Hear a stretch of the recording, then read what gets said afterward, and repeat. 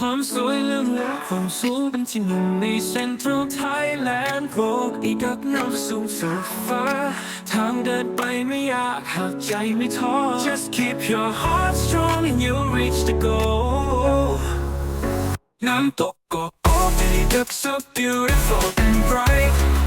ที่นี่สระบุรีขอให้คุณมาสัมผัสทุกปีมีคนเฝ้ารอมาพิชิต Waiting for the moment to see the paradise ทางเดินไม่ไกลแต่ใจต้องเต็มไปด้วยพลังสู้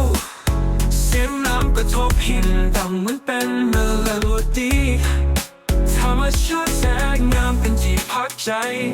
Away from the chaos of city life น้ำตกโกโก้ It looks so beautiful and bright ที่นี่สระบุรีขอให้คุณมาสัมผัส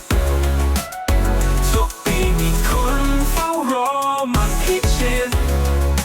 Waiting for the moment to see the paradise ทางเดินถึงปลายทางน้ำตกผิวใสละอองน้ำลงลอย like mist in the sky ความเหนื่อยล้าถูกล้างด้วยความสดใส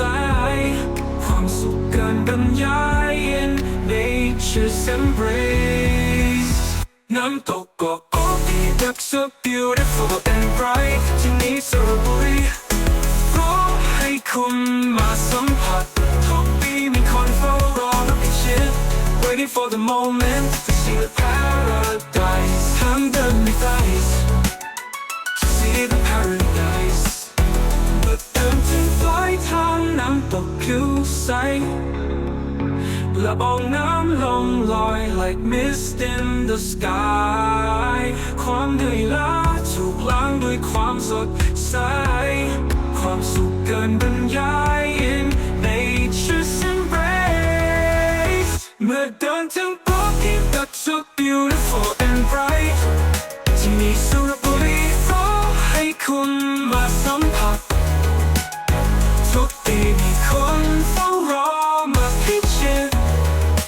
Waiting for the moment to see the paradise เมื่อเดินถึงปลายทางน้ำตกผิวใสละอองน้ำลองลอย like mist in the sky ความเหนื่อยล้าถูกล้างด้วยความสดใสความสุขเกินบรรยาย in nature's embrace ความสุขเกินบรรยาย in nature's embrace where heaven meets earth